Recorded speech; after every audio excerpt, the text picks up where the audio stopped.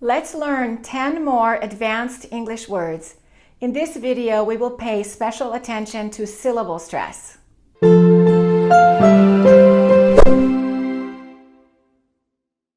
This is video number 8. You have already learned 70 advanced English words, and let's keep going until we get to 100. The next 10 words are all adjectives that end in O-U-S. I want you to pay special attention how the O-U-S is pronounced. And especially if your native language is French or Spanish or Italian or Portuguese. The vowels of those words are similar in your native language, but they are pronounced very differently. For example, in French, it's E-U-X, it's U. In Spanish, in Portuguese, and Italian, it's oso. In English, that O becomes reduced and it becomes a. But even if your native language is not one of those languages, it's still really important to pay attention how syllables are stressed and how they are reduced. Let's get started. Number 1, monotonous. Monotonous. There are 4 O's in that word, so we don't say monotonos. We stress the second syllable, monotonous, and that O-U-S at the end gets reduced. And monotonous means always the same with no change. For example, someone can have a monotonous voice. It's boring to listen to because it doesn't go up and down. It's always pretty flat. Number 2, tedious.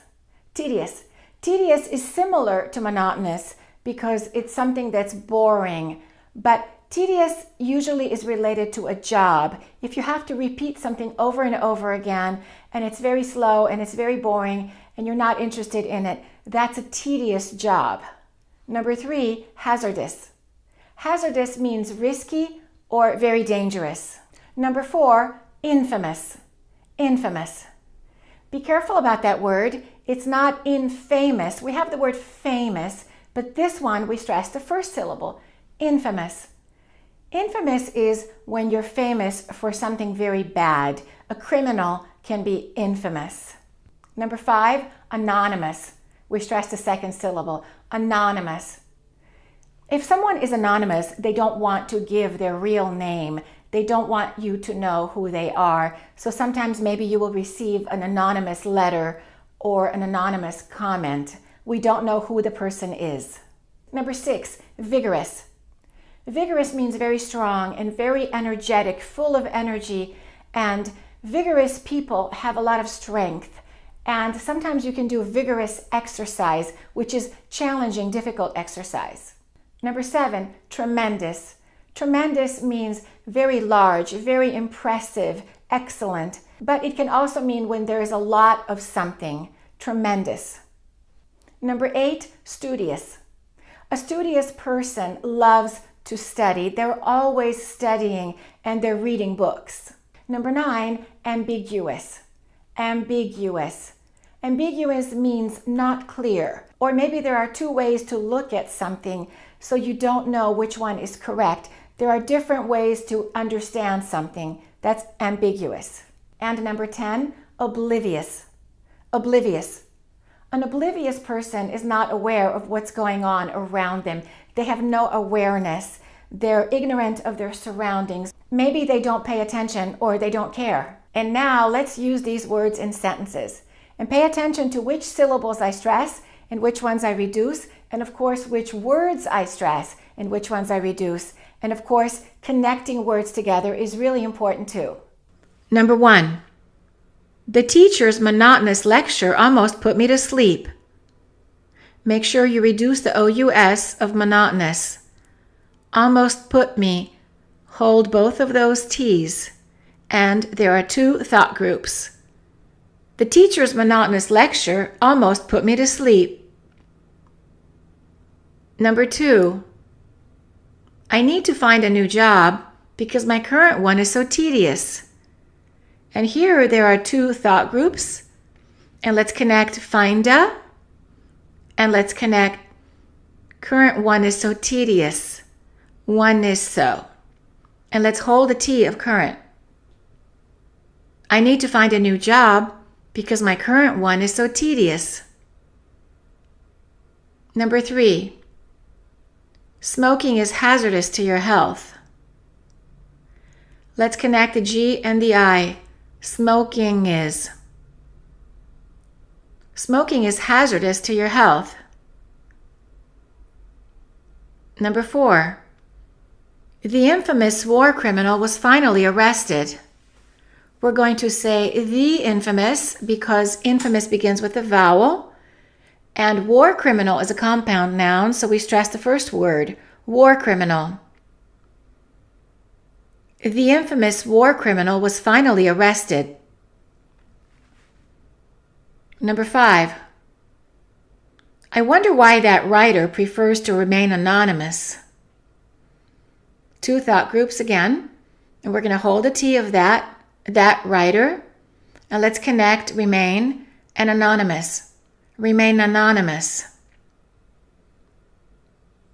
I wonder why that writer prefers to remain anonymous. Number 6. The doctor warned against doing any vigorous activities. Let's connect warned against. Let's hold a T of against. The doctor warned against doing, and then let's connect the S to the A. Vigorous activities. The doctor warned against doing any vigorous activities. Number 7. You've made tremendous progress in your English. Let's connect your and English. Your English. And once again, tremendous. The second syllable is stressed, but the OUS is reduced. Tremendous. You've made tremendous progress in your English. Number 8. John likes to play sports, but his brother is very studious. Let's connect but his, that H is going to be eliminated, so now the T is between 2 vowels, and it sounds like this, but is. And brother is, let's link that together, brother is. John likes to play sports, but his brother is very studious. Number 9. That poem is intentionally ambiguous. Let's connect poem is intentionally. And let's hold the T of that. And make sure you pronounce ambiguous correctly. That's a difficult word to pronounce. Ambiguous. That poem is intentionally ambiguous. And number 10.